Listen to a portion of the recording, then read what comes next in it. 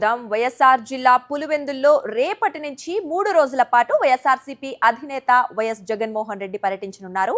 రేపు సాయంత్రం పులివెందులు చేరుకుంటారు వైఎస్ జగన్. క్యాంప్ కార్యాలయంలో ప్రజా దర్బార్ నిర్వహిస్తారు.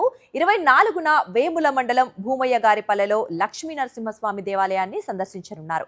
దేవాలయంలో ప్రత్యేక పూజలు నిర్వహిస్తారు. అలాగే వైఎస్ జగన్మోహన్ రెడ్డి ముఖ్యమంత్రిగా ఉన్న సమయంలో లక్ష్మీ నరసింహస్వామి దేవాలయానికి 1.5 కోటి పైగా నిధులు మంజూరు చేశారు.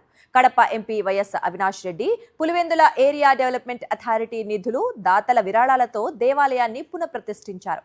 లక్ష్మీనారాయణ నరసింహస్వామి దేవాలయంలో ప్రత్యేక పూజల తర్వాత వైఎస్ జగన్ మధ్యాహ్నం నుంచి ప్రజా దర్బార్ నిర్వహిస్తారు.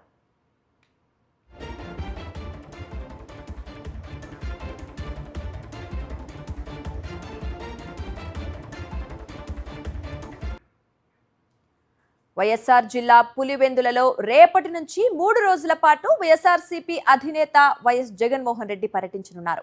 రేపు సాయంత్రం పులివెందుల చేరుకుంటారు వైఎస్ జగన్.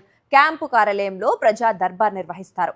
24న వేముల మండలం భూమయ్యగారిపల్లిలో లక్ష్మీ నరసింహస్వామి దేవాలయాన్ని సందర్శించనున్నారు జగన్.